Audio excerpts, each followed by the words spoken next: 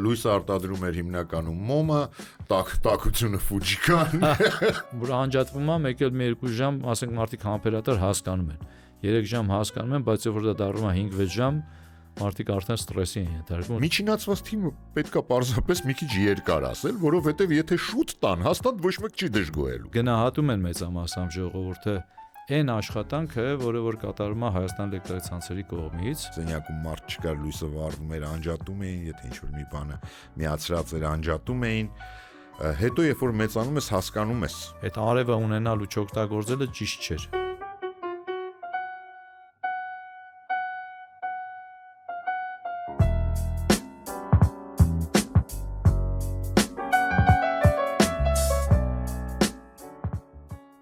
Բարև ձեզ, հարգելի հետևորդներ, եթերում պարոն հաղորդավար ոդքասթն է։ Այսօր մենք կզրուցենք մի թեմայի շուրջ, որը հետաքրքրում է գրեթե յուրաքանչյուր հայի արդեն 30 տարուց ավելի, դեռ այսպես կոչված մութ ու ցուրտ տարիներից սկսված։ Այսօր մեր ոդքասթի հյուրն է Հայաստանի էլեկտրական ցանցեր ընկերության տեխնիկական տնօրեն Դավիթ Գրիգորյանը։ Բարև ձեզ, պարոն Գրիգորյան։ Բարև ձեզ, շնորհակալություն հրավերքի համար։ Շնորհակալություն հրավերն ընդունելու համար։ Պարոն Գրիգորյան, հիմա փառք Աստծո, մութ ու ցուրտ տարիները վաղուց արդեն անցյալում են, բայց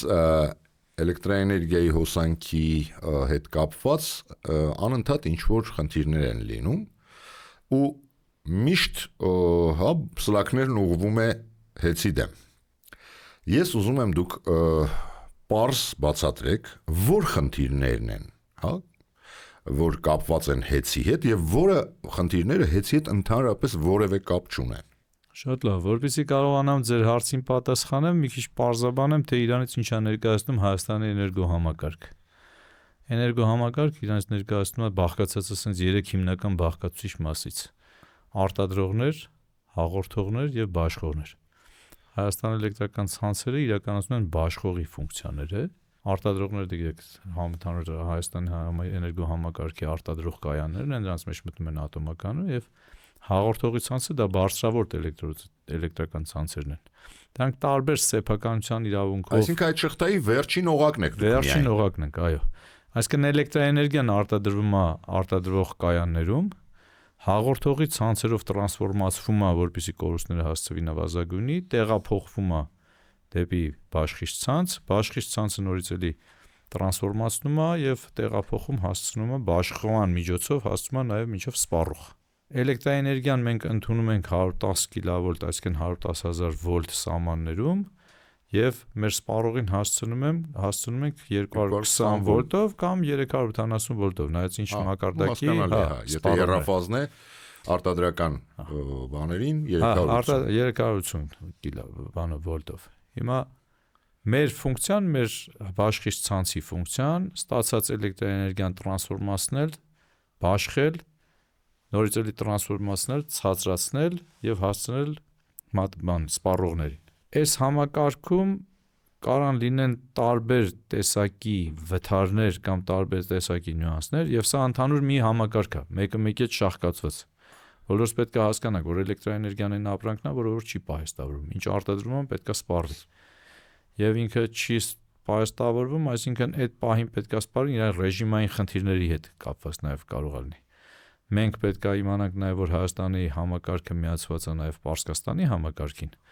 որպեսզի մի ժամանակ Վրաստանին էր, եթե չեմ շփոթվում, միացված Վրաստանին մենք մատակարարում էինք։ Հիմա էլ, այո, մենք մատակարարում ենք, հիմա էլ ունենք այդ ֆունկցիան, այդ գիծը կա, Ալավերդ 2 գիծն է, որը որ ասենք Ալավերդ 2 ենթականից գնացող գիծ է, որը էլի Վրաստանին է գնում, պարբերաբար տարբեր պահանջից ելնելով, շուկայի ելնելով էլեկտրաէներգիան ենք մատակարարում կամ իրանք մեր էլեկտրաէներգիան մատակարարում։ Սա երկու ֆունկցիա ունի եւ կոմերցիոն բաղադրիչ ունի։ Գիտեք, Պարսկաստանի հետ մեր հարաբերությունները գազ էլեկտրաէներգիայի դիմաց են։ Վրաստանի հետ էլի կոմերցիոն բաղադրիչ ունեն, կախված մեր ներկրման կամ իրանց ներկրման հետ։ Ելնումանից, բայց սա նաեւ անվտանգային խնդիր ունի, որտեղ ոչ մի երկրում, ոչ մի էներգոհամակարգ լոկալ առանց որևէ համակարգի հետ զուգահեռ աշխատանքի չի կարող գոյություն ունենալ։ Նու կարա գոյություն ունենա, բայց այդտեղ ռեժիմները այն ժամանակ որ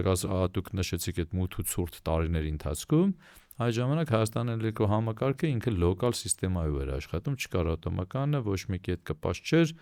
ինչ արտադրվում էր ու այդ ժամանակ ռեժիմները ապահովելը բանալը շատ դժվար էր։ Ժամանակ լույսը արտադրում էր հիմնականում մոմը, տաքությունը Ֆուջիկան։ Հա։ Դե շատ ցավալի ժամանակներ են, բայց պետք է նշենք, որ նաև մեր ժողովուրդը հերոսաբար հաղթահարել է նաև այդ դժվարությունները, երբ որ հիմա պատկերացնում ենք կամ պատմում ենք մեր երեխեքին, ասում ենք, որ մենք 2.5 տարի առանց լույսի, առանց գազի ապրել ենք, ոչ մեկ այդպես բան չի պատկերացնում ու չել իրան վատ երազներում չի, հա։ Ասեմ ավելին, քանի որ ես էլ եմ այդ նույն սերունդից ու իմ երեխեքն էլ օրինակ, որ մենք խոսում ենք, երբ ասենք վթար է լինում, մի 2 ժամով լույսը գնում է, իրանք հավես են, իրանց մոտ ռոմանտիկա է մոմեն վառում, բայց իրանց մոտ էլ ուրիշ խնդիր կա։ Այ օրինակ լույսը գնում է, ես ու կինս պանիկայի մեջ ենք ընկնում, իրանց մոտ ռոմանտիկա է սկսվում, բայց որ ինտերնետն է գնում, իրանց մոտ նենց պանիկա է սկսվում, որ այս սերունդը առանց ինտերնետի չի կարում արդեն։ Մենք առանց լույսի հոսանքի չենք կարում,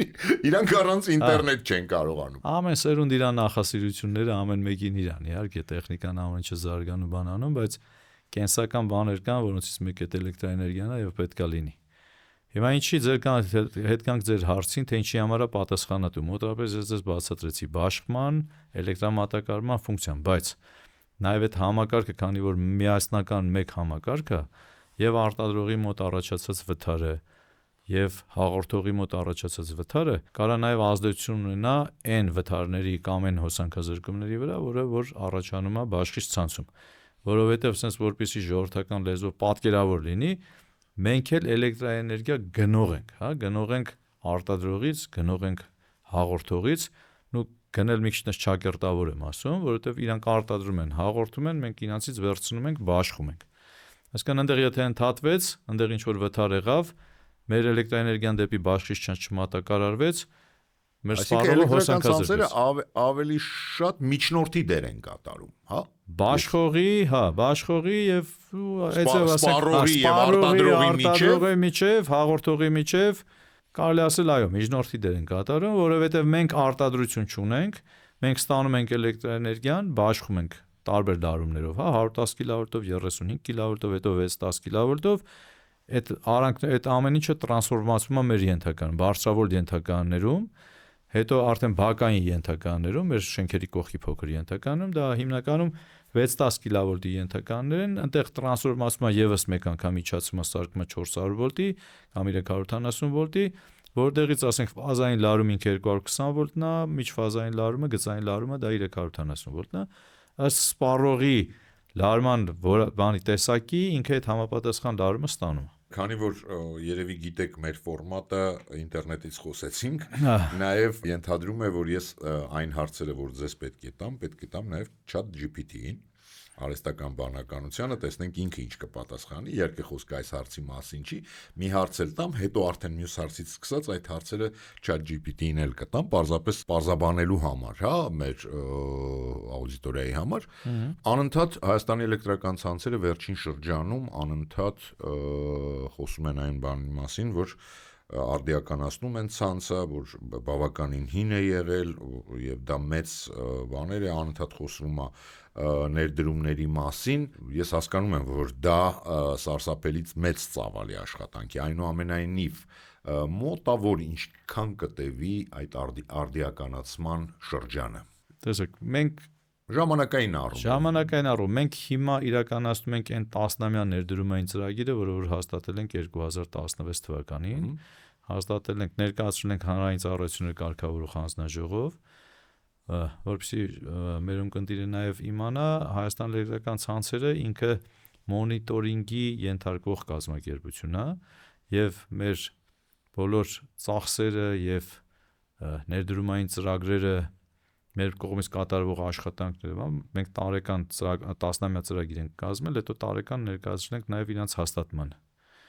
որի արդյունավետությունը նաև մոնիտորինգի է ենթարկվում հանրային ծառայությունների կարգավորող հանձնաժողովի կողմից, որտեղ այնտեղ մի մեխանիզմ կա, որ ծախսն անում եք, ծախսը հետո վերադարձվում է, իրանք պետք է արդյունավետությունը գնահատեն, կատարված չկատարվածը գնահատեն։ Հիմա մենք 16 թվականին, երբ որ Տաշիր ընկերությունների խումբը ձեռք բերեց Հայաստան էլեկտրական ցանցերը, մենք հաստատեցինք մեր 10-ամյա զարգացման ծրագիրը։ Դա շուրջ $700 միլիոն ներդրումային ծրագիրը։ Շատ է թե քիչ այս գումարը։ Դուք Որպեսզի, ես մեր ունկնդրի համար եմ հարց տալիս եւ ուզում եմ դրան պատասխանել։ Մենք ունենք գնահատած մեր տնտեսությունը, եւ ոչ միայն մենք, այլ նաեւ այլ մի քանի միջազգային ֆինանսական կազմակերպություններ տեխնիկական իրավիճակը ընկերության գնահատել են եւ եկել են եզրակացության, որ ընկերության հիմնական միջոցների 80%-ը ֆիզիկապես ու բարոյապես մաշված է։ Որպեսզի այդ ամբողջը արդիականացվի եւ փոխվի, տարբեր գնահատականներով դրա համար անհրաժեշտ է մոտավորապես 8-ից 10 միլիարդ դոլար, հա։ Մենք եւ որպեսզի պատկերացնենք այդ 8-ից 10 միլիարդը ներդրելու դեպքում ինչ կստացվի, այն բոլոր ծախսերն ինչ որ կատարում է մեր ընկերությունը, դրանք բոլորը վերադարձվում են սակագնով։ Այսինքն հետո ներառվում են դրանք սակագնի մեջ, որպեսզի այդ ծախսերը պատկերացնենք, որ ասենք մենք այդ 8-ից 10 միլիարդը որ ներդրենք մի անգամից սակագինի ինչ կստացվի, պատկերացնում ենք քանի անգամ, հա։ Եվ չգիտեմ, ժողովուրդը պատրաստ չի եւ մենք էլ չենք գնում այն քայլի, որպեսզի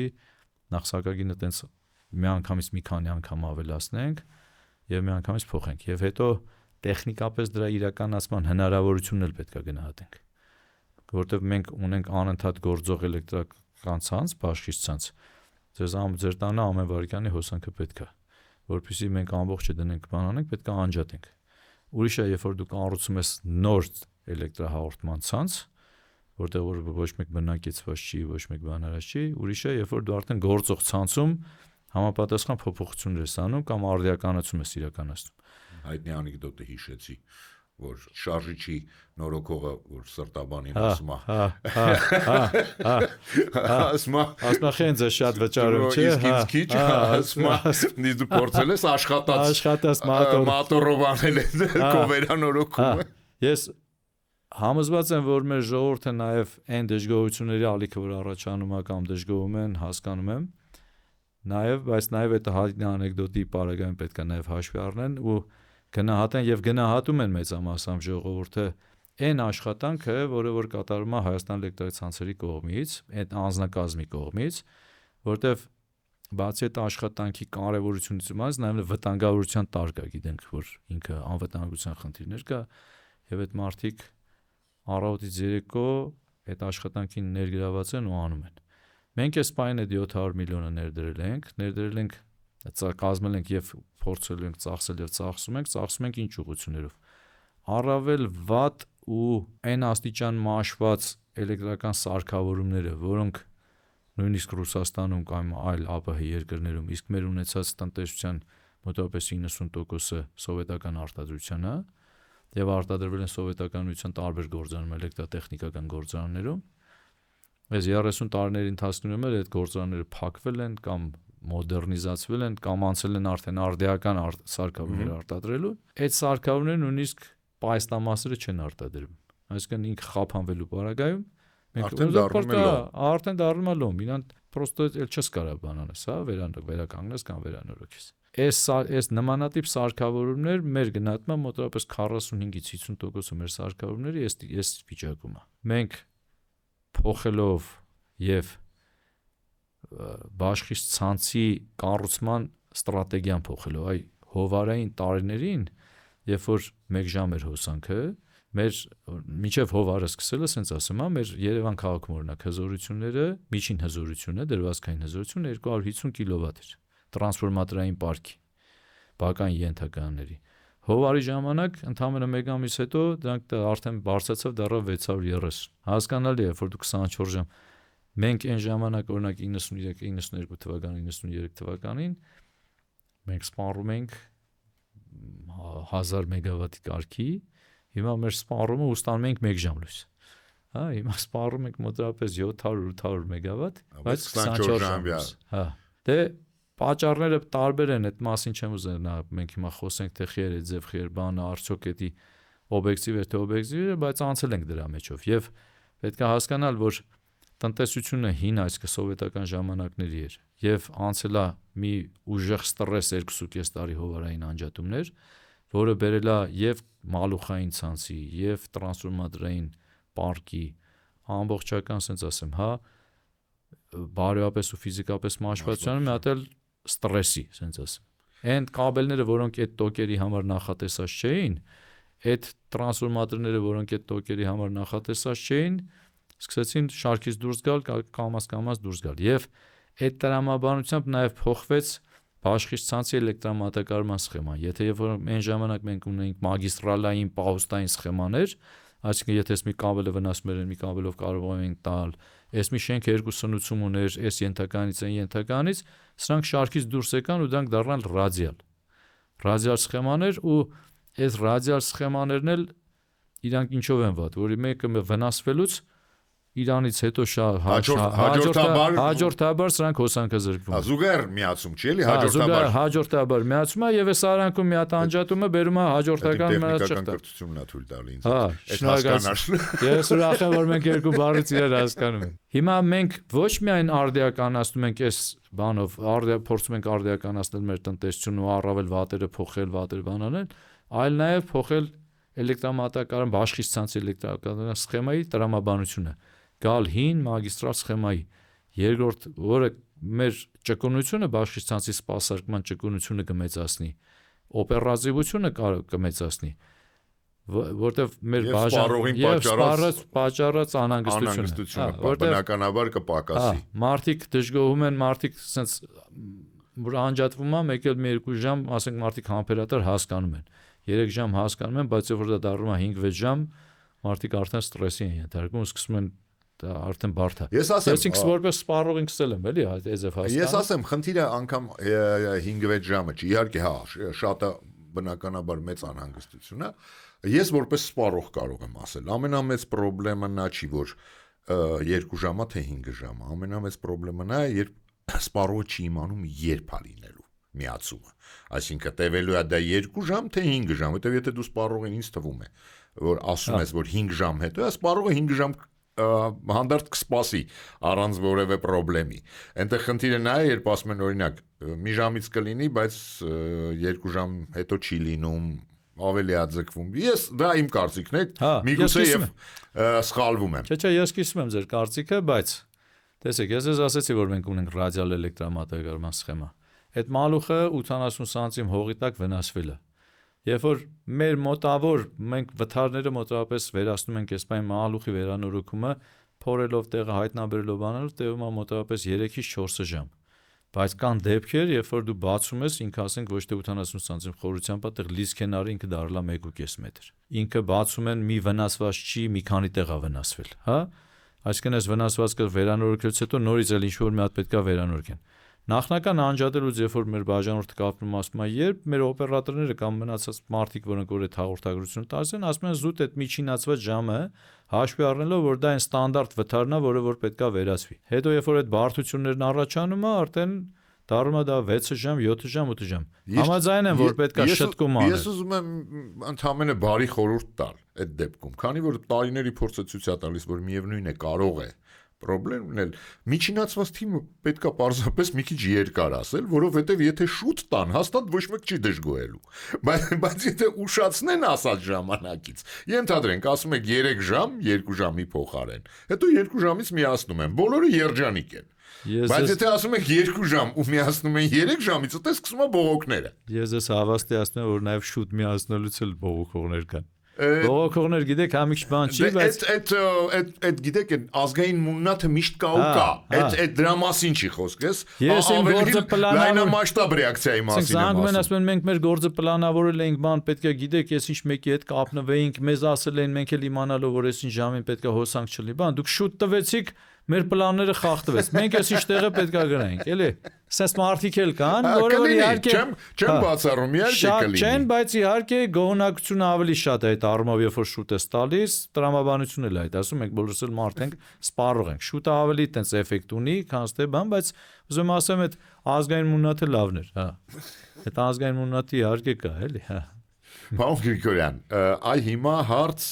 որը ես հետո տալու եմ նաև արհեստական բանականությանը, հա։ Քանի որ դուք խոսեցիք անվտանգությունից եւ մի քանի անգամ շեշտեցիք, ինչը շատ նորմալ է, ընդհանուր համակարգի մասին է խոսքը, հա, այն մատը շտեպսելը խողելու մասին չի։ Էներգետիկ որ աղբյուրն է առավել արդյունավետ Հայաստանի համար ձեր կարծիքով, որովհետև հիմա վերջին տարիներին անընդհատ խոսում են մենք կանրադառնանք նաև էներգետիկ եւ անվտանգությանը եւ անկախությանը, հա, բայց հիմա սկսենք առայժմ արդյունավետ աղբյուրներից, որը Հայաստանի համար առավել օպտիմալ կլինեն, առավել արդյունավետ ձեր կարծիքով։ Տեսեք, ես որ ասում եմ ժամանակակից Հայաստանի մասին է խոսքը, հասկանալի է որ ես որ ասում եմ անվտանգություն, նկատի ունի անձնակազմի անվտանգություն եւ անվտանգ աշխատանքների կազմակերպումը։ Այդ երկրորդ անգամ դա նկատի ունենք, սկզբից այն որ ամենասկզբից որ խոսեցինք իհարկե նաեւ համակարգի անվտանգությունը կա, իհարկե համակարգի անվտանգությունն էլ այստեղ էական նշանակություն ունի։ Տեսեք, ամեն մեկը իրանց առավելություններն ունեն եւ իրանց թերություններ ունեն։ Ասենք կանգնել շեշտել, որ ասել, որ գիտեք, օրինակ Ֆրանսիայում գիտեք, ատոմականները շատ են, Ֆրանսիան անցել է ատոմային բանը։ Կան ջերմային կայաններն են օգտագործում։ Հիմա կան գազատուրբինային կայաններ, որտեղ եւ գազը եւ բան եւ էֆեկտիվացիան օգտակար գործողության գործակիցը բարձր է։ Հա, բավականին բարձր է։ Օրինակ մենք Երևանի ջեկը մեր մոտ վերակառուցումից հետո բավականին էֆեկտիվ կայան է ստացվել, բայց դրա կողքին էլ ունենք օրինակ Հրազդանի հին բլոկը, որը որ ինքը աշխատում է, իր էֆեկտիվությունը ցածր է։ Արևի կայանները, որով այս ժամանակին արևի էներգիայի օգտագործման, արևի էներգիան մեր մոտ պրիտոմ ասում Հայաստանում դե արևոտ երկիր է, մոտավորապես 300 արևային օրեր կա, եւ այդ էներգիան առավել շատ օգտագործվում է Հայաստանում։ Մոտավորապես այս պայդրությամբ մենք 600 մեգավատի արտադրանք ունենք եւ ռեժիմները կարգավորելու նաեւ խնդիր ունենք, բայց դա քանի տոկոսն է։ Տեսեք, տարբեր ժամանակներ տարբեր է արտադրվում, մենք դե բնական է, բայց միջին տարեկան միջինացված քանի տոկոսն է տալիս ընդհանուր արտադրանքի։ Այո։ Եթե մենք արտադրում ենք օրինակ միջինը 1000-1100, դրա մոտավորապես 600 ցերեկային ժամերին այս սեզոնին ամառվային կամ գարնանային, միջինը եթե վերցնենք 600, ինքան մոտ 60%։ Դա ամառային է։ Ամառային ժամանակ։ Անպամած ժամանակ, հենց ամենավատը սրա նա է, որ եթե անպամած այդ 600 մեգավատն էլ որ մեր Հայաստանի ատոմական ինքը 400 մեգավատ է։ Այսինքն պատկերացրեք 1.5 ատոմական ինչ որ ժամանակի մտնում է ցանց եւ ինքը ցանցից դուրս է գալիս։ Եվ քանի որ էլեկտրաէներգիան ասեցի չէ ինքը բան պայստավորվող չի, պետք է այդ ռեժիմները կարգավորել։ Կարգավորումը սպառման պահանջարկով։ Այդ սպառումը ինչքան ոնց է, այդ արտադրանքը որ այտենց պահի տակ մտնում է դուրս է գալիս, ռեժիմները կարգավորելը շատ վատ է։ Չի ստացվում նույնիսկ Հիմա լավա որ մենք Պարսկաստանի հետ կապած ենք, ավել ցուկը ոնց որ այդ էլեկտրաէներգիայի տեղափոխվում է Պարսկաստան։ Դեֆիցիտի ժամանակ ընդերից քաշում բերում ենք, հա, Պարսկաստանից, այտենց հնարավորություն կա նաև։ Բայց ունենալ ասենք ցերեկվա ժամերին 600 մեգավատ, հետո այդ 600 մեգավատ ինքը դուրս գա երեկոյան ժամերին, որ բան չարվի, այլ կայաններ ակումուլյացիայի ոչ մի պայման գոյություն չունի։ Ակումուլյացիայի պայման գոյություն չունի եւ ես հիմա գիտեմ, որ այդ ուղղությամբ մտածում են եւ կառավարությունը եւ հանրային ծառայությունները կարգավորող հանձնաժողովը նմանատիպ քննարկումներ գնում են եւ հիմա պետքա այդ դրան մեծ թափ տա իմ կարծիքն եմ ասում եւ շատ լավ է որ գնացել ենք դրան, որովհետեւ ալտերնատիվ էներգիայի խթանման հետ, որը որ ասում ամեն մի ժամանակ իր պահանջներն է ձևավորում, էլի։ Այդ արևը ունենալու չօգտագործելը ճիշտ չէր։ Այսինքն մեր սա օրենսդրությունն ու եւ մոտեցումները զարգացան այնց, որ խթանային է դրա արտադրությունը, դրա տեղադրումը բանը։ Բայց երբ որ գալիս ասում կա քարը գցելու ժամանակ, կա քարը հավաքելու ժամանակ, հիմա դրա նաեւ այս իմ ասած այդ բացասական ազդեցությունը նաեւ ոչ թե բացասական, այլ ոչ լավ ազդեցությունը, ասենց ասեմ, հա, որտեղ բացասական ինքը չի, բայց ռեժիմների կարգավորման տեսակետից բավականին բարդ, հա։ Այդ առումով ակումուլյացիոն կայաններ ունենալը, կուտակիչներ ունենալը բավականին ակտուալ է դառել եւ հիմա լուրջ մտածում են այդ ուղղությամբ եւ ինքը եւ որպես բիզնես բաղադրիչ կարող է հանդես գալ եւ կարող է տարբեր մոտեցումներ լինի եւ այդ կայանները, որոնք արդեն իսկ տեղադրած են, օրինակ այդ կուտակեն եւ երեկոյան ծախսեն։ Այս առումով ռեժիմները կարգավորելը այս դարում, հա, երբ որ խնդիրը տալիս է, այսինքն կան ընդհանուր առմամբ բարձրաբան չի, բայց ենթադրենք կա փորձ, առավոտյան այսքան է ծախսվում ձմռանը ենթադրենք, ցերեկը այսքանը, գիշերը այսքանը, գարնան այս ամիսներին այսքան, այս խնդիրը որ տալիս ես ու խնդրում ես ինքը պատասխանը տա միջինացված այդ ծախսի, չկա տենց բան, չի արվում, Չէ, արվում է, ես ասեմ տարեկան մեկ անգամ այդ սա ռեժիմները բան կազմվում է, բայց հիմա տեսեք ատոմային կայանը, ատոմակայանը, հա, ինքը 400 մեգավատով բազայսում նստած է։ Ատոմականը ինքը շատ քիչ կարգավորվող կայան է։ Դուք իրան չեք կարա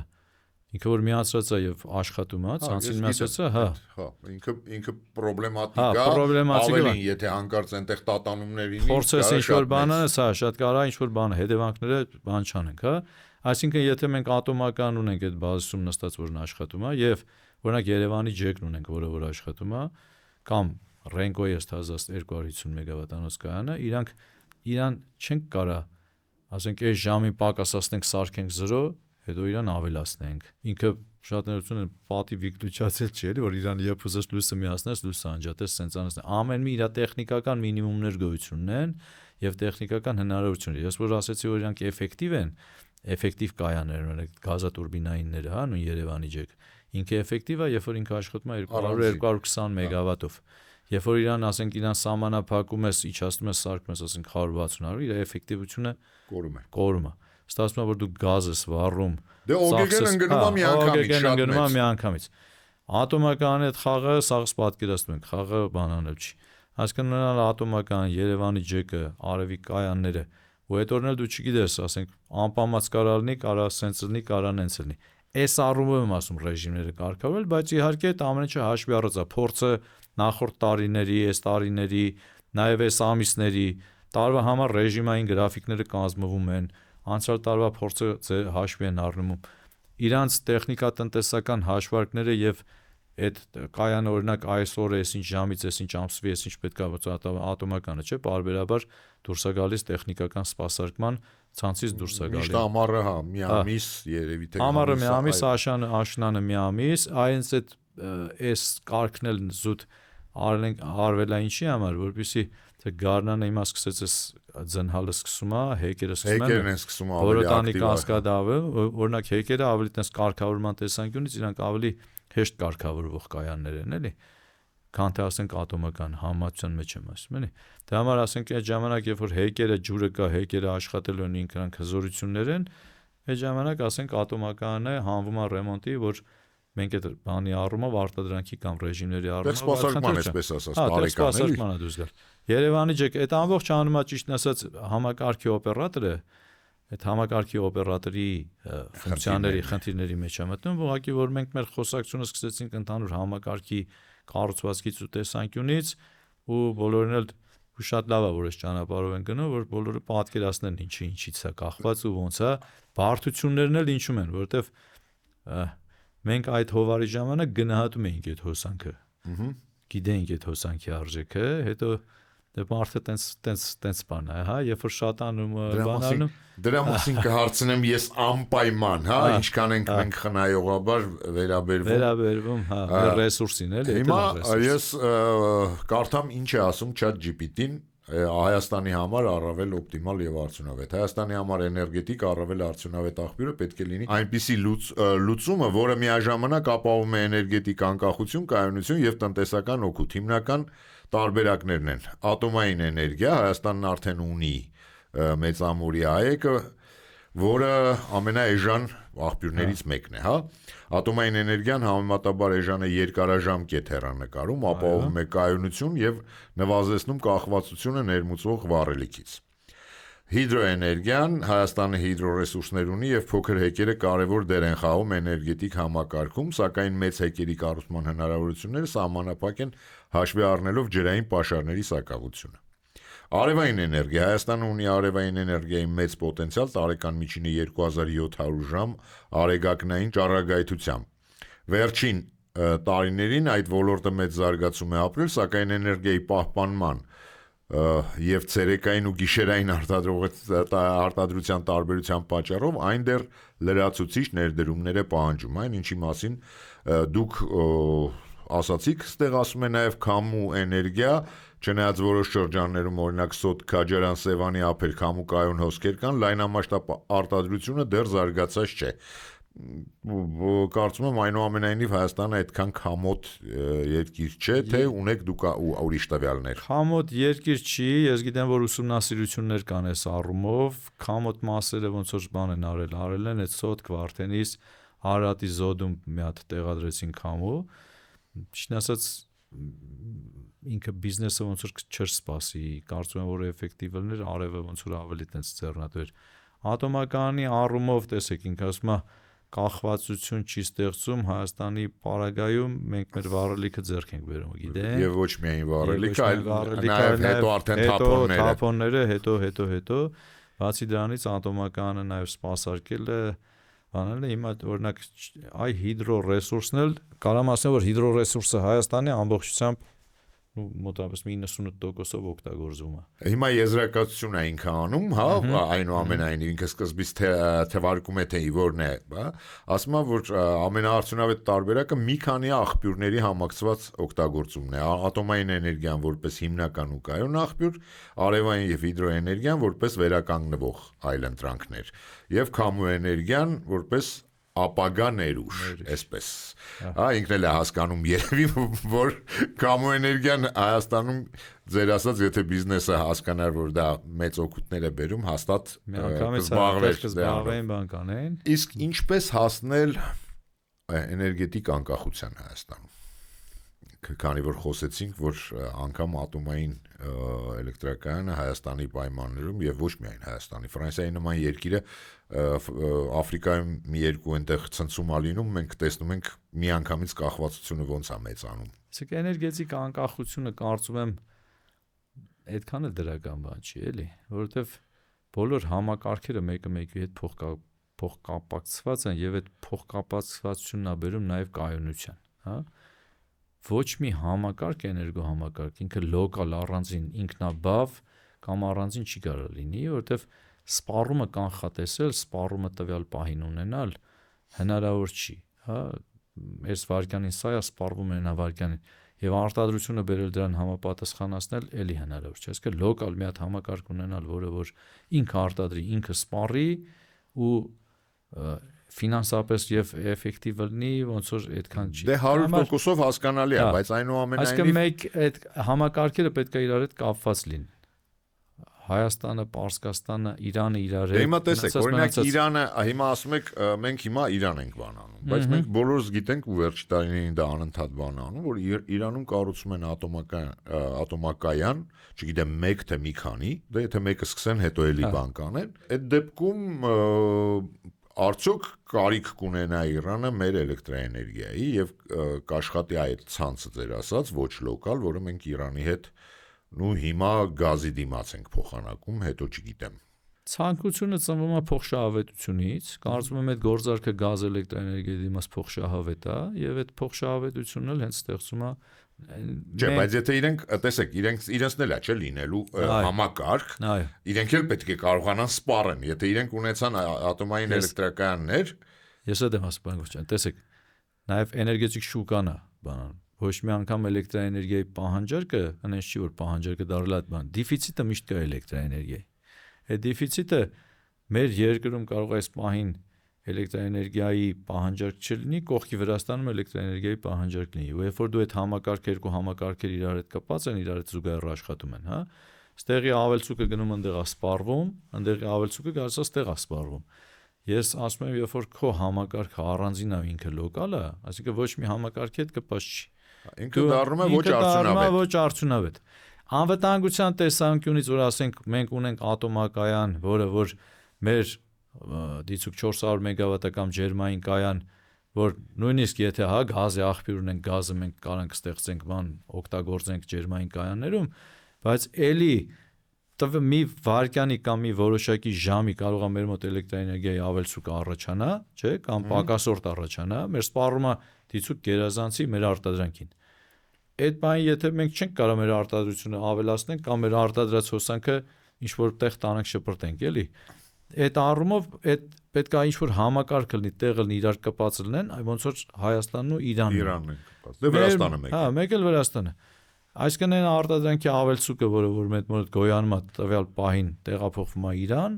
եթե պակասորտ ունենք ընդեղից տեղափոխում ենք մեզ մոտ, ու մեր ու իրանց համակարգերը, իհարկե Իրանի համակարգը շատ ու շատ անգամ մեծ է մեր համակարգից, մենք մի փոքր համակարգն ենք, իրանց մի այդպես փոքր ռեգիոն ենք, որի այդ առումով մեր ազդեցությունն իրան, բայց այդ պահանջարկն էլ կա, որ մենք իրանց հյուսային ռեգիոններին հոսանք ենք տալիս եւ իրանք այդ հոսանքը տեղափոխում են։ Այսինքն այստեղ նաեւ բացի այն բիզնես կոմպոնենտից գազ, էլեկտրաէներգիա, նաեւ գոյություն ունի անվտանգային հենց այդ անվտանգային փոխշահավետ անվտանգային, հա։ Դուք ես ասեմ, որ օրինակ Ռուսաստանի եւ Վրաստանի, Հայաստանի եւ Հայաստանի Իրանի համակարգերը հիմա տենց տարբեր ձևերով կապված են։ Վրաստանի ու եւ Ռուսաստանի համակարգերը կապված են եւ ոչ մի անգամ համարյա չի եղել, որ Վրաստանի ու Ռուսաստանի էներգո համակարգերը իրար մեջ կապերը խզեն, տարբեր դաժե քաղաքական եւ պատերազմային ելևէջները ցելնելով ոչ մի անգամ այդ համակարգը չի խզվել։ Վրաստանը Թուրքիային է կապված, Իրանը Նախիջևանին Թուրքիային է կապված։ Սենց ամեն համակարգերը մեկը մեկի հետ կապված է եւ ինչքան Հայաստանը ինտեգրված լինի այդ համակարգերին, ինչքան այդ համակարգերը հզոր ու մեծ լինեն, այնքան մեր անվտանգությունը մեծ կլինի ու արդյունավետ կլինի։ Մենք հանգիստ կլինենք, որ մեր մոտ այդ պահանջարկի եւ արտադրանքի դեֆիցիտը միանշանակ լուծվող է։ Ոնց որ թե ChatGPT-ին դեռ այդքան չգիտի, որովհետև այդ նույն հարցին ինքը պատասխանում է հետևյալ կերպ, որ Հայաստանի էներգետիկ անկախությանը կարող է հասնել, եթե նվազեցնի կախվածությունը ներմուծվող վառելիքից եւ առավելագույն օգտագործի տեղական ռեսուրսները։ Դա կարելի է անել հետևյալ քայլերով. Ատոմային էներգիայի զարգացում, իդեպ ստեղ խոսվում է մոդելային ռեակտորների մասին, որի հետ ներկրվող վառելիք ասма քչացնի, հետո ասма ատոմական։ Վերականգնվող էներգիայի խթանում, արևային էներգիա, քամու էներգիա, հիդրոէներգիա, էներգախնայողության բարձրացում, այստեղ ես երևի թե մենք համաձայն ենք ChatGPT-ի հետ, ջերմամեկուսացման ծրագրեր, նվազեցնելով էներգիայի կորուստները, էլեկտրացանցերի արդիականացում արդյունավետության բարձրացման համար, LED լուսավորության եւ խելացի էներգետիկ համակարգերի խթանում, տեղական վառելիքի աղբյուրների զարգացում, հետազոտել կենսավառելիքի բիոգազ, Այս արդեն մի քիչ ինչ-որ շատ ավելի բաներից է խոսում։ Այստեղ ես ընդհանրապես ոչինչ չեմ կարող ասել, չգիտեմ դուք տեղեկություններ ունեք թե չէ։ Կա տենց ուսումնասիրություններ կան գրավիտացիոն, նաև տենց հա բաներ կար այն ժամանակ գրավիտացիոն էներգիաներն օգտագործել, տարբեր էներգիաներ օգտագործել բան, բայց դրանք ուսումնասիրության փուլում են բան եւ մեզանից շատ ու շատ մեծ երկրները, հզոր երկրները ավելի տենց տեխնիկայի ու բանի, Չինաստան, Ամերիկա բան, հələ որ այդ մասով տենց առավել բաներ չունեն, ներդրումներ չեն անում։ Ես սխալ գիտեի, ինքը գիտի փաստորեն դրա մասին եւ վերջի կետն է հենց տարածաշրջանային համագործակցություն եւ արտահանում ուժեղացնել էլեկտրաէներգիայի փոխանակումը Իրանի, Վրաստանի եւ այլ հարևանների հետ, խթանել Հայաստանի վերականգնվող էներգիայի արտահանումը, օրինակ արևային էներգիայի։ Այսինքն փաստացի նույնն է ասում, մի քիչ ավելի լայն եւ գիտական ավելի խոր է ինչ որ բաները հաշվի առած եւ եզրակացություն է տալիս, որ Հայաստանը պետք է բազմազանեցնի էներգետիկ ռեսուրսները համադրելով ատոմային, արևային, քամու եւ հիդրոէլեկտրային։ Բացի այդ, խելացի էներգախնայողությունը եւ տեղական վառելիքի աղբյուրների օգտագործումը կարող են նպաստել էներգետիկ անկախությանը։ Տեղական վառելիքը ես այդպես էլ չհասկացա ինչ է նկատի ունի արհեստական բանականությունը Հայաստանում ասելով տեղական վառելիք։ Ես դեռ ինչ-որ բաներ վերցնում եմ, ասում եմ, որ ասենք ատոմական ինքը լավ է, ճիշտ է, բայց ատոմականը հասկանում ենք, որ ինքը ներկրվող վառելիքով է եւ ուզես թե չուզես դու այդ ով այդ վառելիքը քեզ ներմուծում է նրանից կախվածության մեջ ես։ Հիմա արդեն գնանք նրան թե ինչպես խնայել, որովհետև անգամ անվտանգության մեջ հա ֆիքսում է արհեստական բանականությունը խնայողությունը, ել չեմ ասում, որ դեռ ես երեխա էի, որ անընդհատ ասում էին հատկապես մեծերն էին, չէ, որ ամեն ինչը խնայեք, որ անիմաստ տեղը լույսը մի վառեք, այն մտնում էին սենյակ, եթե սենյակում մարդ չկար, լույսը վառվում էր, անջատում էին, եթե ինչ-որ մի բանը միացրած էր, անջատում էին։ Հետո երբ որ մեծանում ես, հասկանում ես, հա, երբ որ քեզ էլ է գալի այդ փորձը եւ այլն, հիմա արդեն երևի թե մենք ենք երիտասարդներն են մեր վրա զարմանում ինչի ենք անջատում այդ լույսը էլի թող միացրած մնա ինչա խանգարում կամ էս ինչ բանը հերոստացույցա ոնց որ բանանթամը թող աշխատի եւ այլն այստեղ ինչպես խնայել էլեկտրաէներգիան այս հարցը ես ChatGPT-ին եմ տալիս ինչպես խնայել այդ խնայելը շատ կարեւոր է նախ առաջինը պետք է խնայել, որովհետև դա ապրանք է եւ դա գին ունի։ Եթե դուք շատ եք ծախսում, շատ եք օգտագործում եւ ոչ արդյունավետ եք ծախսում, վճարում եք մի բանի դիմաց, որ արդյունավետ չի օգտագործվում։ Չարդյունավետ օգտագործված վճարումը այդքան էլ խելամիտ չի։ Արդյունավետությունը մի քանի ասպեկտ ունի, հա, ասենք ջերմամեկուսացում, այդ LED լամպերի ասկե քիչ էլեկտրաէներգիա արտադրող, սպառող, բայց նույն էֆեկտիվությունը տվող սարքավորումներ։ Դա կլինի սառնարան, դա կլինի տարբեր կենցաղային սարքավորումներ։ Հիմա փառք Աստծո այդ բոլոր այդ AA++ կլասի բաներ են, որոնք որ դրանք օգտագործում են, հա, քիչ էլեկտրաէներգիա են օգտագործում, բայց բավականին էֆեկտիվ են։ Լուսավորությունը LED լամպերը, սա մեկուսացումները, մենք մեր էլեկտրաէներգիայի ծախսի սպառման, մենք մեր բնակարաններում որ վերցնենք, չէ, ծախսում ենք ինչի վրա, ծախսում ենք ջեռուցման վրա, ծախսում ենք մեր կենցաղի կոմունալ կենցաղային կարիքները հոգալու համար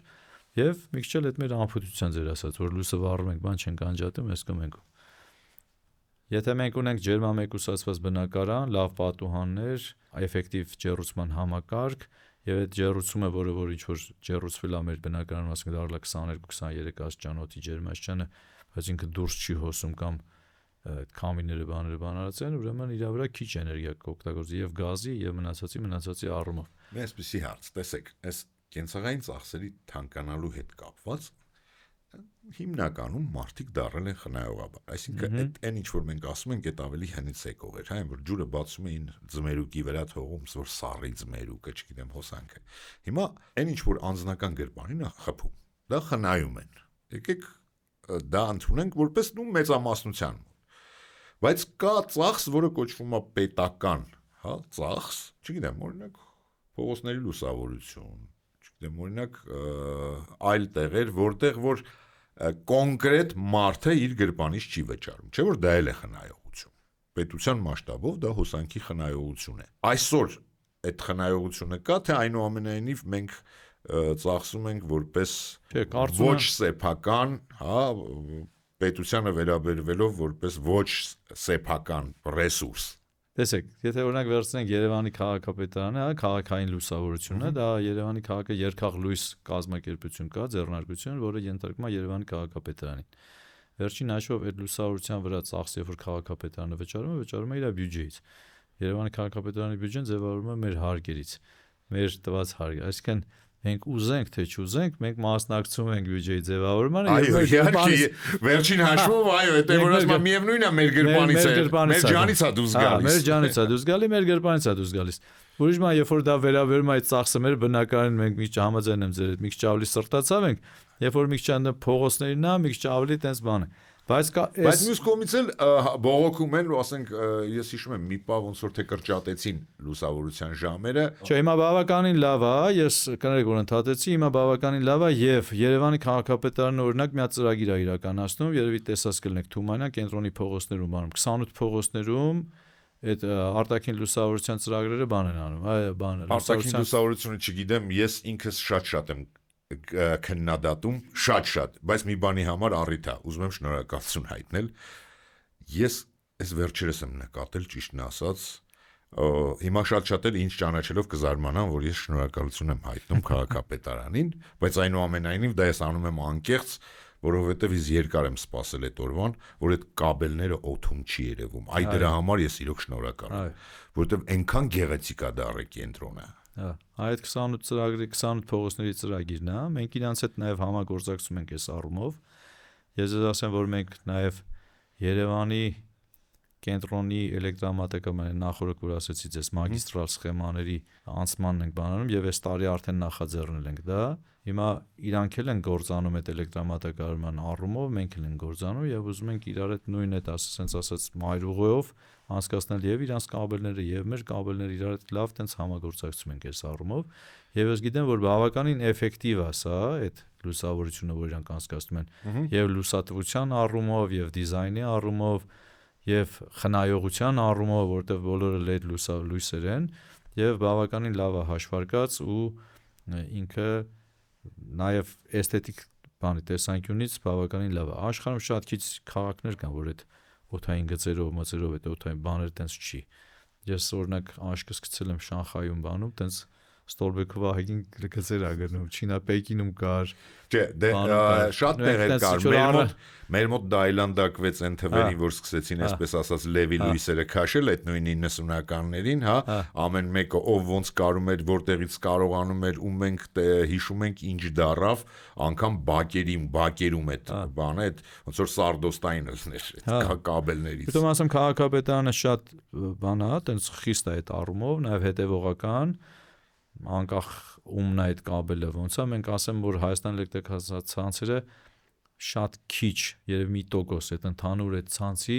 ընդհանրապես 1%-ն է եղել մեր հաղորդալարերը, մնացածը կամ եղել են կապի, կամ այլ պատկանելության, կամ այլ սպառողների ժամանակին այդ ձեր ասած քաշած կաբելներ,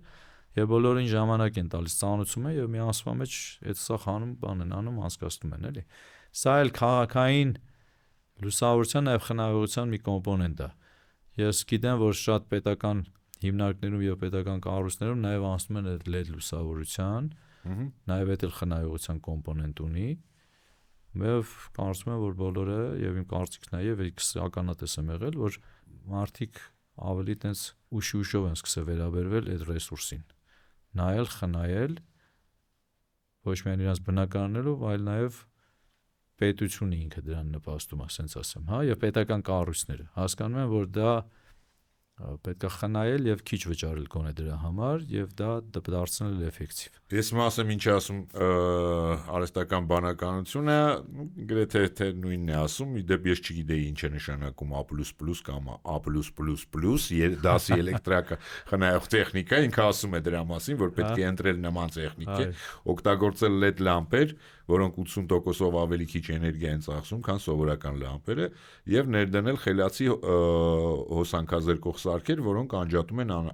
չօգտագործվող տեխնիկան։ Խելացի օգտագործել լուսավորությունը, սենյակից դուրս գալիս անջատել լույսերը, օգտագործել բնական լույսը առավելագույնս բաց պահել վարակույրները ցերեկային ժամերին, տեղադրել շարժման սենսորներով լամպեր միջանցքներում եւ մուտքի հատվածներում։ Կարծում եմ սա արդեն շատ տեղ են օգտագործում։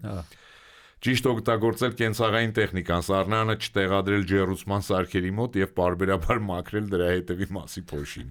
Լվացքի մեքենան միացնել միայն լիքը լցնելու դեպքում եւ օգտագործել ցածր ջերմաստիճան։ Էլեկտրական ջեռուցիչների փոխարեն օգտագործել գազով կամ արևային ջրատաքացուցիչներ։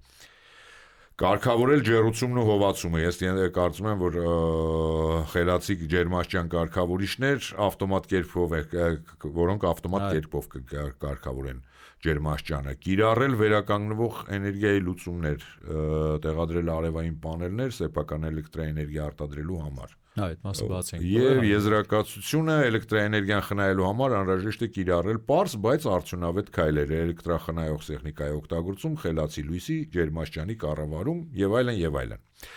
Պարոն Գրիգորյան, մեր հաղորդումը մոտենում է ավարտին, ես ընդհանրապես մի հարց կուզենայի տալ, որը կարծում եմ շատերին է հետաքրքրում, ավելի շատ ոչ թե հարցը, այլ լուծումը այդ հարցի, հա, որոնք են մեր սպառողների կողմից ամենաշատ բարձրացվող հարցերը եւ ինչպես է այդ հարցերին լուծում տալիս։ Այս հարցին էլ եթե ավարտենք, կմոտենանք արդեն հաղորդման ավարտին։ Հիմնական պահանջը եւ մոտեցումները որակյալ էլեկտրաէներգիայի մատակարարումն է։ Մարդիկ մենք պայմանագրեր ունենք մեր սպառողների հետ եւ պայմանագրային պարտավորություններ ունենք։ Հիմնականում պահանջը ձևավորվում է այդ պայմանագրի շուրջ եւ բոլորը պահանջում են որակյալ եւ անխափան էլեկտրամատակարար։ Իհարկե, ճիշտ ասած անխափանը այ որակյալի հետ կապված թեևս վերջերս ես չեմ նկատում նման բաներ, մի ժամանակ իհարկե խնդրեմ էր տատանումները, որը բերում էր տեխնիկայի բավականին լուրջ շարքից դուրս էին գալի։ Հիմա կասեմ, հիմա ներկայացնում մենք ստացած ասենք մենք 100 դիմումից մոտավորապես 40-45 դիմումը վերաբերում է բողոք նկատել ունեմ, էլի։ 40-45%-ը վերաբերում է լարման որակին, մի 20%-ը անջատումներին։ Անցյալ տարի պրոպորցիան ավել էր, այդ անջատումներն շատ, մենք այս տարի բավականին ուժ ռեսուրս եւ մոտեցումներ ենք ներդրել եւ ասեմ ձեզ դեկտեմբեր ամսից արդեն բոլոր հանրապետության բոլոր ռեգիոններում, բոլոր մասնաճյուղերում, բոլոր տեղերում սկսել ենք մենք մոնիտորինգ արեցինք եւ հասկացանք, որ մեր անջատումների մոտավորապես 80%-ը տեղի ունենում մեր 6-10 կիլովատ օդային գծերում, պայմանավորված է տեղով։ Առավել շատ անջատվող օդային գծերը առանձնացրել ենք եւ դեկտեմբեր ամսից այդտեղ հատվածային եւ կապիտալ վերանորոգումներ ենք իրականացնում։ Սա բերելու է իհարկե այդ անջատումների քանակի նվազեցմանը, կտրուկ նվազեցմանը, որը բերելու է նաև սրան զուգահեռ իրականացնում ենք մեր տնտեսությունում էլեկտրասարքավորների փոխարինման աշխատանքներ, բեռերի հավասարաչափ բաշխման աշխատանքներ, լարման անկմանը ուղղված մոնիտորինգ ենք անում։ Հիմա մեկ տեսեք, մենք ներդրումային ծրագրի շրջանակներում այդ խելացի հաշվիչներ sense, ասկոյի հաշվիչներ են կոչվում, իրանք ֆիքսում են ոչ միայն լարումը, ոչ միայն ծախսը, այլ նաև օրվա բեռի գրաֆիկը կես ժամանոց ռեժիմով։ Մենք արդեն այս պահին տիրապետում ենք մեր սպառողի մոտ, եւ կստացի ամեն մի սպառող ինքը կարա նաև դիմի ստանա իր Երևան քաղաքում ամբողջությամբ փակվածը եւ հանրապետության շատ իր ծախսի գրաֆիկը, օրական ծախսի գրաֆիկը եւ այդ ծախսի գրաֆիկը տիրապետելով նաև կարա այդ էլեկտրախնայողությունը իրականացնի։ Ես օրինակ ժամանակ առ ժամանակ նայում եմ, տեսնում եմ, որ ինչ որ ժամի մենք մի քիչ շատ ենք ծախսել, հետո սկսում ենք դիսկուս անել, թե այդ ժամանակ ինչ ունեինք միացրած, բան, հետո հասկանում ենք, վայ, հեռուստացույցը այդ որ ասացա, չէր խոսում, բան չէր անում, հեռուստացույցը միացած ենք թողել այդ ժամանակ, ինքը նաև օգնում է այդ խնայողության բանի առումով, էլի։ Մենք այս առումով բավականին լուրջ աշխատանքներ ենք սկսել իրականացնել, որը կբերի եւ անջատումների եւ որակի փոփոխության։ Որակի առումով սենց ասեմ, հա, ես քանի որ ասացի համակարգը ամբողջական է, լարման որակի ուղղման բաղադրիչը մեծամասամբ մեզանից է կախված, բայց ոչ միայն մեզանից, որովհետև ասացի, որ այնտեղ արտադրողներ, հաղորդողներ, տեղափոխողներ, ռեժիմային կարգավորումներից կախված նաև կարա լինի լարման տատանումներ կամ լարման անկումներ, փոփոխություններ։ Մեծ ազդեցություն ունի նաև այս ինքնավար էլեկտրաարտադրողական տնային բաներում դրած տանիքներին դրած այդ արևային պանելները, որոնք զուտ էլեկտրաէներգիան հաղորդելու համար իրանք լարումը մի փոքր պետքա բարձրացնեն, ավելցուկ է էլեկտրաէներգիան։ Սրանք ինքնավարներ են, ինքնավար նշանակում է, այսինքն ինքը իր համար վարող, ինքը իր սպառումը փակվող, բայց իհարկե մեր մոտ տեղադրում են մի քիչ ավելի շատ, քան թե մեր պահանջարկն է եւ այն ավելցուկը տալիս են ցանցին։ Ավելցուկը, որպեսզի կարողանա ինքը տեղափոխի, լարումը ցանցում մի փոքր բարձրացնում է։ Հիմա մենք գծեր ունենք, էլեկտրահաղորդման գծեր, որտեղ սեփական տները շատ են եւ այդ արևային պանելները շատ են, ամեն մեկը մի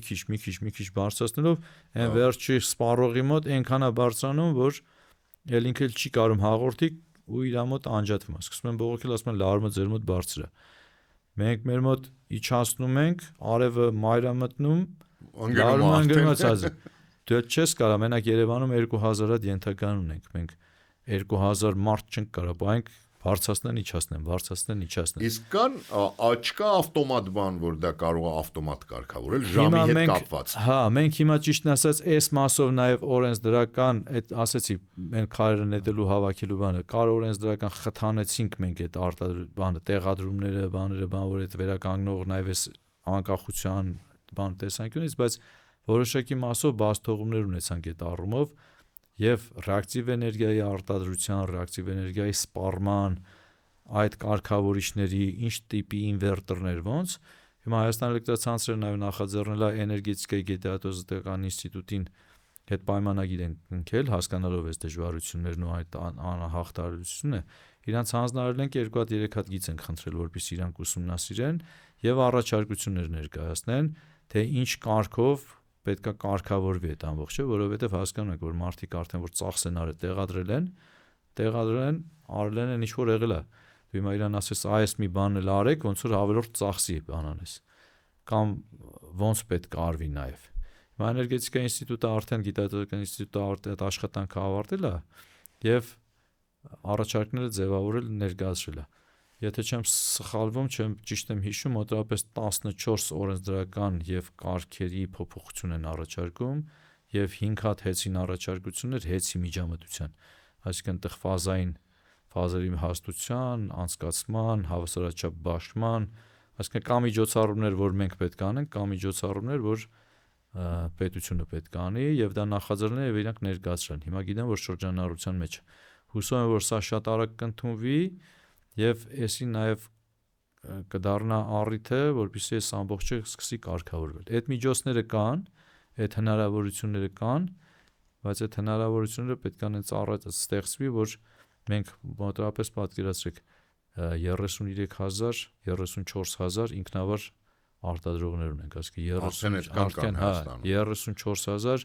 տան վրա պանելներ ունենք, այդ 34,000-ին ասել, որ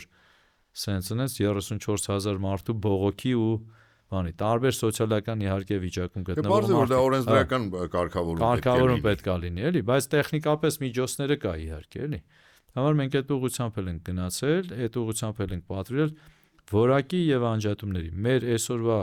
թիրախային մոտեցումները Հայաստան էլեկտրոցանցերի անջատումները հասցնել նվազագույնի, որակը առավելագույնս բերել նորմատիվի։ Շնորհակալություն հետաքրքիր զրույցի համար, կարծում եմ սա այն թեման է, որ ցանկացած ընտանիքի, ցանկացած տարիքային խմբի, ցանկացած սեռի համար շատ պետք է որ հետաքրքիր լինի։ Շնորհակալ եմ ձեզ, կարծում եմ օգտակար եղա, կարծում եմ այն ինֆորմացիան, որ հաղորդեցի ընկալելի էր եւ ուսանելի էր կամ մարդիկ կային, որոնք որ նաեւ գիտեին, նաեւ վերհիշեցին ես։ Ես նաեւ մեր բաժանորդներին հավաստիացնում եմ, որ Հայաստան էլեկտրական ցանցերը առավելագույնս անում է, որպեսզի